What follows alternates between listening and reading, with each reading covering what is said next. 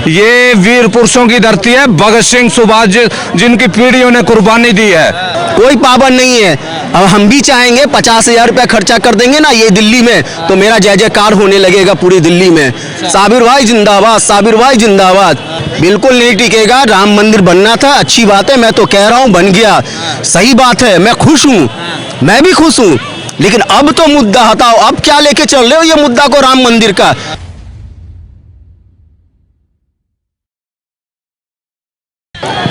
एक वनवास था जो 14 साल बिताने के बाद वापस अयोध्या गए, और एक वनवास जो अब लोग जनता कहती है कि 500 वर्षों के बाद अयोध्या में फिर से राम आ रहे हैं। 22 जनवरी को श्री राम मंदिर का उद्घाटन होने वाला है, जिसको लेकर तमाम जानकारियां सोशल मीडिया और बड़े बड़े नेशनल चैनल के थ्रू आपको मिलती ही होगी। अभी हम लोग चांदनी चौक में मौजूद है और यहाँ पर लोगों से जानेंगे कि राम मंदिर को लेकर उनकी क्या राय है। काफ़ी बड़े बड़े सवाल इसके अंदर उठते हैं कि राम मंदिर क्या रोजगार दे पाएगा, क्या राम मंदिर बनाना जरूरी था। ऐसे तमाम सवालों को लेकर आज हम लोग चांदनी चौक में मौजूद है और लोगों से जानेंगे, उनसे बात करेंगे कि उनकी क्या राय है राम मंदिर को लेकर, और क्या भाजपा इसको 24 का एजेंडा बनाकर सामने ला रही है या फिर कोई और ही कहानी है। सर, आपसे शुरुआत करते हैं, पहले एक बार अपना नाम बता दीजिए। जी, मेरा नाम साबिर हुआ। सर, क्या लगता है कि राम मंदिर का उद्घाटन होने वाला है 22 जनवरी को, तो क्या 24 को लेकर ये किया जा रहा है? देखिए, आप 24 की बात मत कीजिए, आप शुरू से मुद्दा उठाइए। ये 14 से ये मुद्दा चला आ रहा है राम मंदिर का, जिसमें कहा जाता है कि प्रधानमंत्री जी, माननीय प्रधानमंत्री जी, ये राम मंदिर के नाम पर वोट 14 से लेके और 24 तक की तैयारी फिर से वो कर रहे हैं। फिर राम मंदिर का दिमाग वो लगा रहे हैं कि कहने का मतलब है कि राम मंदिर मैंने देश की जनता से जो मैंने कहा था राम मंदिर बनवा दिया। राम मंदिर जहाँ तक बनाने की बात थी तो राम मंदिर अब तो बन गई, अब तो मुद्दा हटाओ राम मंदिर का। 22 तारीख को ओपनिंग भी होने वाला है। कहने का मतलब है अब तो देश के ऊपर बात कर लो, महंगाई बेरोजगारी के ऊपर बात कर लो। क्या इसमें इस बार 24 में भी वही मुद्दा रखोगे राम मंदिर का? देश की जनता को फिर से बुड़बक बनाओगे? कब तक आके राम मंदिर का मुद्दा लेके चलोगे, ये हमें बताओ। 4 राज्यों में चुनाव थे, जिसमें 3 राज्यों के अंदर भाजपा ने प्रचंड जीत हासिल करी। एक सेकंड रुक जाइए, तो उसमें भी लगता है कि राम मंदिर में मुद्दा ही कारगर साबित हुआ था। देखिए, इससे पहले भी राम मंदिर का ही मुद्दा था, और कहने का मतलब है कि उन्होंने एक दिमाग और लगाया, पुलवामा हंगामा करवाकर खुद से उन्होंने पुलवामा हंगामा करवाया और देश की जनता को इस तरीके से गुमराह कर दिया है कि पुलवामा हंगामा करवाने वाले पाकिस्तानी लोग थे। उनका दिमाग ये भी था, देश की जनता को दिमाग को माइंड वॉश करने वाला काम किया गया, भटकाने वाला कोशिश किया गया कि हिंदू और मुस्लिम के बीच में कैसे दो दीवार खड़ी हो जाए, कि लोगों को नजर आए कि यहाँ पे जो सरकार जो हमारी कर रही है वो अच्छी कर रही है। लेकिन बात यही है कि हमारी जो सरकार जो कर रही है वो अच्छी नहीं कर रही है, वो गलत कर रही है। लोगों को धमकाने वाला, लोगों को परेशान करने वाला वो काम कर रही है। ठीक है, और ये सरकार ज़्यादा दिन तक नहीं टिकेगी। ये लास्ट है 2024 में देश की जनता रिजल्ट बता देगी कि आने वाला 2024 में क्या परिवर्तन मिलेगा प्रधानमंत्री जी को। जो जाति धर्म वाले बात करते हैं उनको इस बार मुंह तोड़ जवाब दिया जाएगा।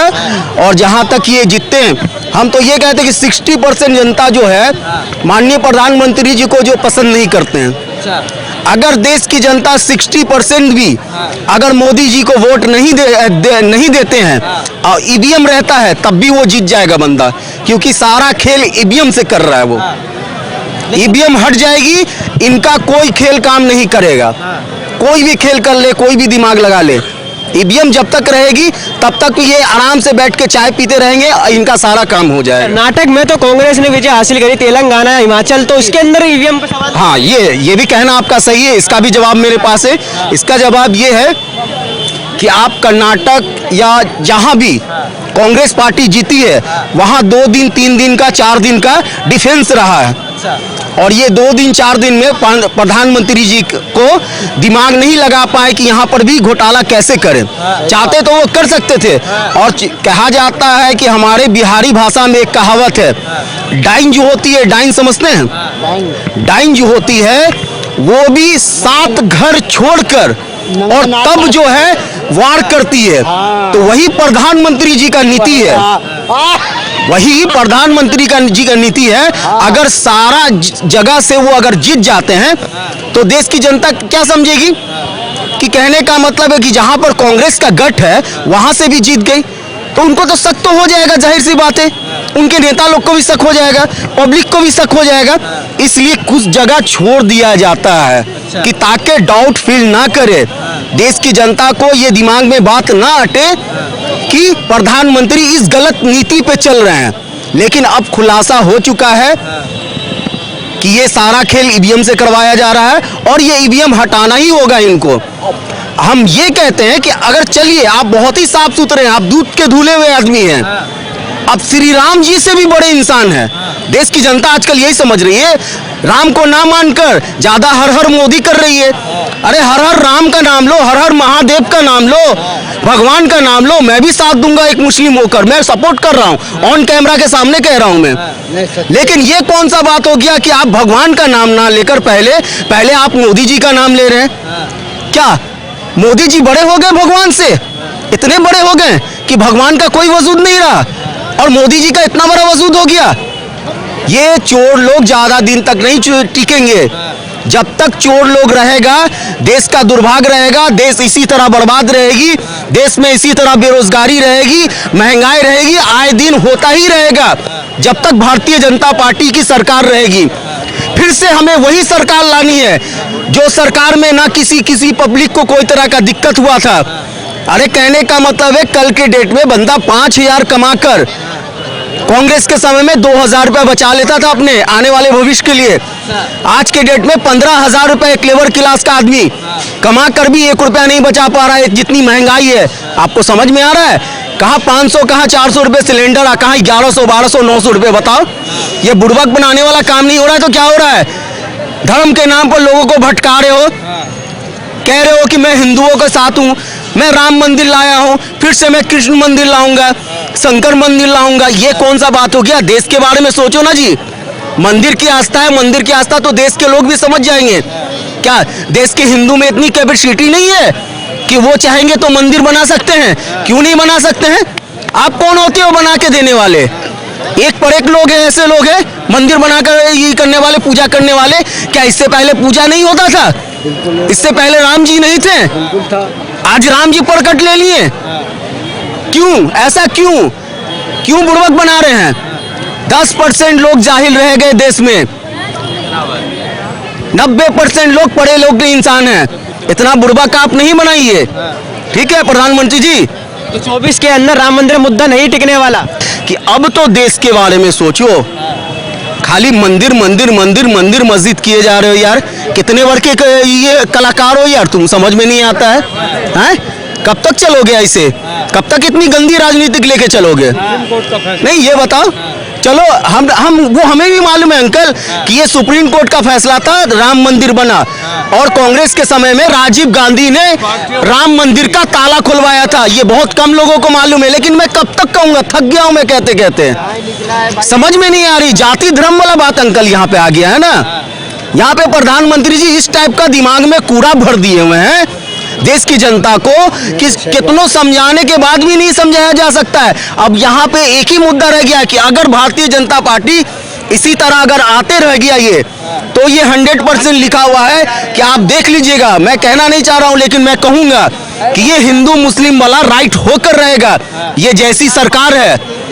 क्योंकि यहाँ पर हर एक कास्ट के लोग रहते हैं, हिंदू रहते हैं, मुस्लिम रहता है, सिख रहता है, ईसाई रहता है। सबका सम्मान एक तरीके का होना चाहिए। आप किसी को एक नजर से नहीं देख सकते हो। वही एक समय था कि दोनों भाई भाई अपना गले मिल के रहते थे। ऐसा दीवार ये खड़ा कर दिया कि आज सोचते हैं कि ये भाई से हम गले मिले और ये सोचते हैं कि हमसे गले मिले।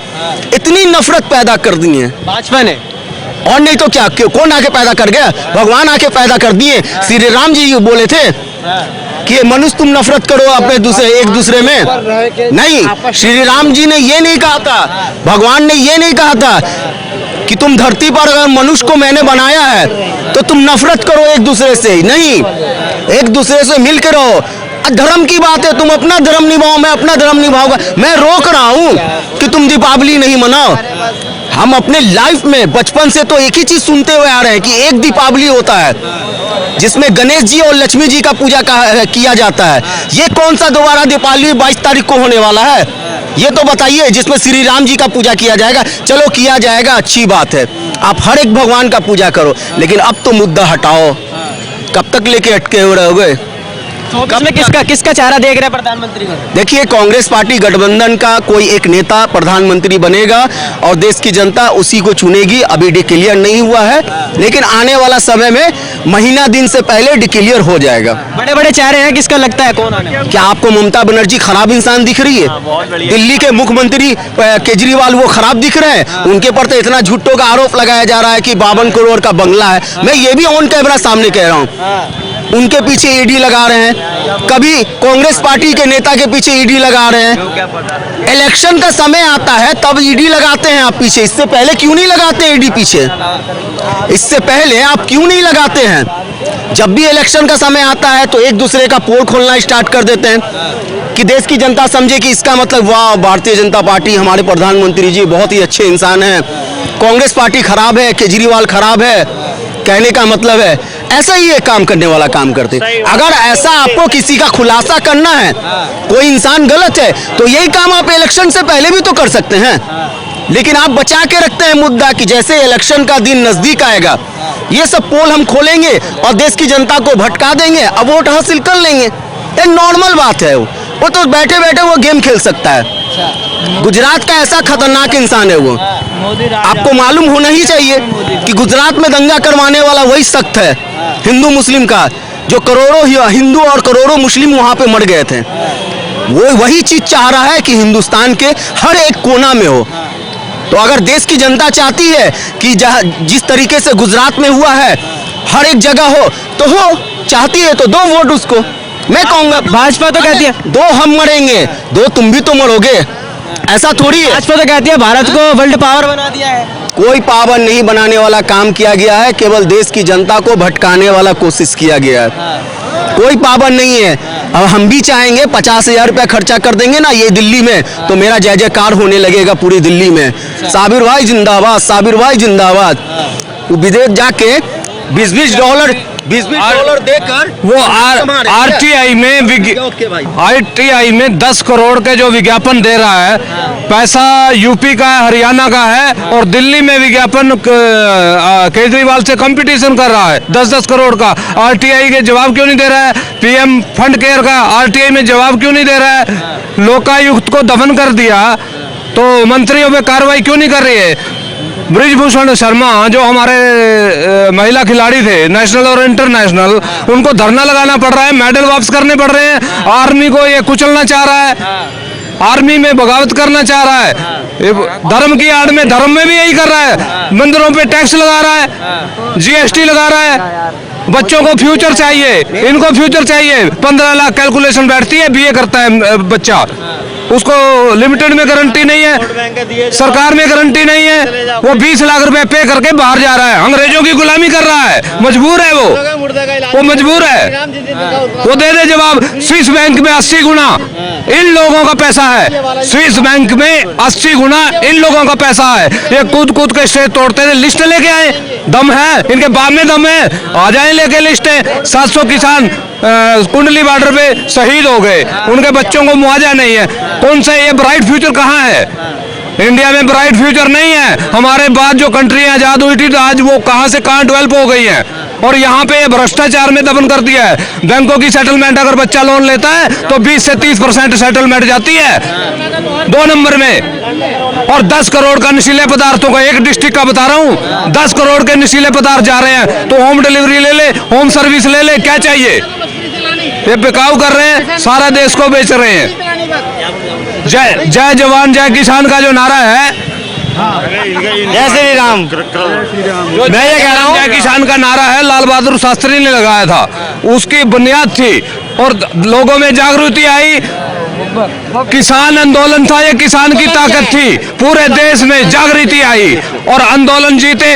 फिर आके माफी मांग रहा है, किसान मजदूर से बोल रहा है मुझे माफी दे दो, मुझे माफी दे दो। ये थूक थूक के चाटने वाले लोग हैं, वो नहीं है ये नस्ल वो है जो थूक थूक के चाटती है। अंग्रेजों की गुलामी करते थे, कौन से इन्होंने कुर्बानी दे दी है? जो बड़ी बड़ी कुर्बानियां देने वाले परिवार हैं यही है वो, सुभाष चंद्र बोस, भगत सिंह, उधम सिंह और गांधी परिवार के कितने कुर्बान हो गए देश के ऊपर।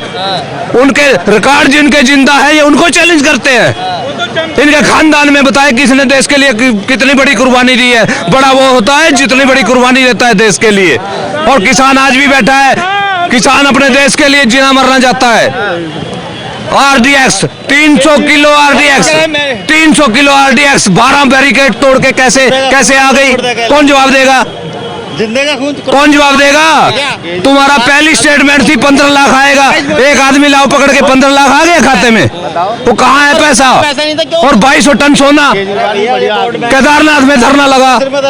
2200 टन सोना, दे दे जवाब, दे दे जवाब। मैं चैलेंज करता हूँ, नींबू की तरह निचोड़ दूंगा, इतना रिकॉर्ड रखा है। अगर इन्हें माँ ने दूध पिलाया ना, और बाप ने दूध पिलाया। अरे एक मिनट शांति कर लो भाई साहब, हाथ जोड़ लो, शांति कर लो। एक मिनट थोड़ा सा। जय श्री राम, जितनी तनख्वाह उतना काम। वोट बैंक मेरा देश बना दिया इन्होंने। झुग्गी झोपड़ी हर जगह वोट बैंक, जाम की फैसिलिटी कोई नहीं है। जो भी कुछ है, जिंदे का खून चूसा जाएगा, मुर्दे का इलाज करा जाएगा। लोन उसको दिया जाएगा जिसके पार्क में 2 लाख रुपए किराया आता है, उसको 4 सिलेंडर देंगे कोरोना के त्योहार पे ब्लैक करने को। कोरोना का त्योहार तो साल में 3 बार आना चाहिए, भगवान करे। इनको जो है ना वो नहीं चाहिए देश, इनको वोट बैंक चाहिए। इनको पटरी वोट बैंक दिल्ली सरकार की बात कर रहे हैं। अच्छा, ये हमारा देश दिल्ली सरकार वोट बैंक बना दिया है। अब तो ऊपर वाला ही राज चलाएगा, भगवान करेगा जो करेगा, भूकंप ही देगा इनको, और कुछ नहीं। तो इसमें किसको बना रहे प्रधानमंत्री? किसका? मोदी को तो बेचारे को क्या करना है, उससे तो थैला उठा के चले जाना है बस। उनने क्या करना है, बस जितना घोटाला करना है वो करो मेरा देश। लेकिन घोटाला नहीं चलेगा, ऊपर वाले के घर देर है अंधेर नहीं है बस। जय श्री राम। हाँ, प्रधानमंत्री किसको बना रहे हैं? प्रधानमंत्री तो बनेंगे मोदी जी। अच्छा, काम अच्छा किया है, काम तो अच्छा करा है, बहुत बढ़िया करा है। मगर केजरीवाल राम मंदिर बन तो रहा है। राम मंदिर रोजगार थोड़ी ना देगा। अरे क्यों? पक्ष तो यही कह रहा है। अरे भले ही नहीं करे, और कोई बना पाया सरकार में अभी तक? राम मंदिर बनना है नहीं बनना है, किसकी सरकार में? राजीव गांधी ने ताला खुलवा दिया, भाई साहब बता रहे थे अभी। किसने ताला? किसी ने खुलवा? मंदिर की बात करो ना, मंदिर तो बनना है ना। अब 22 तारीख को सुप्रीम कोर्ट बनाएगा। नेहरू जी ने तो 22 तारीख को दीपावली पूरा देश मनाएगा, क्योंकि बाबा राम अपने घर दोबारा वापसी आ रहे हैं। कोई ला पाया उन्हें, बाबा को ला रहे हैं। कौन ला रहा है? भाजपा लाई है। और कौन ला है? और क्या वही बनवा रहे हैं? अच्छा, बता रहे हैं कि सुप्रीम कोर्ट का फैसला था। सुप्रीम कोर्ट का ही सुप्रीम कोर्ट का ही फैसला तो आया तो उन्हीं के पक्ष में ही था। कराया तो उन्हीं लोगों ने है, तो फिर कराया तो उन्हें नहीं है। दरबार बन तो रहा है, बाबा के दरबार में। अच्छा सवाल है, कांग्रेस ने क्यों नहीं कराया? देखिए, जब मामला कोर्ट में लंबित था, सुप्रीम कोर्ट, सबकी रजामंदी थी कि सुप्रीम कोर्ट का जो फैसला आएगा सर्वोपरि होगा। अब सुप्रीम कोर्ट ने इनका जो गुजरात का मैटर है उसको पलट दिया है। अब वो सारे जो इनके नाक में दम हो गया, इनके अभी रातों की नींद हराम हो गई है जब से सुप्रीम कोर्ट ने वो फैसला पलटा है कांड का, गोधरा कांड। गुजरात की सारी लिस्टें टेबल पे आ चुकी हैं और आने वाले टाइम में सुप्रीम कोर्ट हर चीज का संज्ञान लेगा, क्योंकि ये तो देश को एक वो मदारी का बंदर समझ लिया है कि जैसे हम नचाएंगे नाचते रहेंगे। ये वीर पुरुषों की धरती है, भगत सिंह, सुभाष जिनकी पीढ़ियों ने कुर्बानी दी है, और आज उनका ये चिराग नहीं जलाते, जूते लेके उनके समाधि पे पहुंचते हैं और वहां पे ऐसे जाते हैं जैसे कोई डमरू चूर्ण बेचने वाला कहीं भी चला जाता है, जैसे डमरू चूर्ण बेचने वाला कहीं भी पहुंच जाता है, ऐसे जाते हैं। हम न कहे तुम न कहे कौन कहेगा, आज कहा मैंने कल जमाना कहेगा। ये तख्ता पलट करके रख देगा। ये किसान भारत देश का, इंडिया का किसान है। इसकी किसान ने जो ठान लिया ना, इसका लोहे का जिगरा है, उफ तक नहीं करता मरने से, जान हथेली पे लेके चलता है 24 घंटे। कड़ाके की गर्मी, कड़ाके की सर्दी में अनाज पैर तक कर देता है। लाल बहादुर शास्त्री ने ऐसे ही नारा नहीं दिया था। इतिहास उठा के देखो, इनको सबक लेना चाहिए और चुल्लू भर पानी में डूब मर जाना चाहिए। ये हमारे देश का भविष्य है। डिमांड तो ये करेंगे ना, ये एसी कुर्सी तोड़ रहे हैं, वहां बैठ के मनगढ़ंत बातें कर रहे हैं और उनको उग्रवादी कह रहे हैं अपने देश को। अरे ये अपने देश के लोग हैं, ये वही लोग हैं जो लोकतंत्र में विश्वास रखते हैं। अगर तुम्हारे में दम है तो बैलेट पेपर से डर क्यों लगता है भाई? क्या बीमारी है जो खा जाएगी? रखो ना बैलेट पेपर साथ में। ईवीएम तुम चलाओगे तो बैलेट पेपर रखो साथ में। अमेरिका तो और बड़ी डेवलप कंट्री हैं तो बैलेट पेपर साथ में रख के इलेक्शन करती हैं, उससे क्या प्रॉब्लम है? और 8 साल तुम मीडिया से कॉन्फ्रेंस करने नहीं आए, तो कौन से तुम अपने आप को समझ रहे हो कि मैं भगवान बन गया हूँ? कंपेरिज करते हो हर हर महादेव से, हर हर मोदी के नारे लुआते हो। हर हर महादेव था, है और रहेगा। भगवान तीनों लोक का एक है, शंकर भगवान।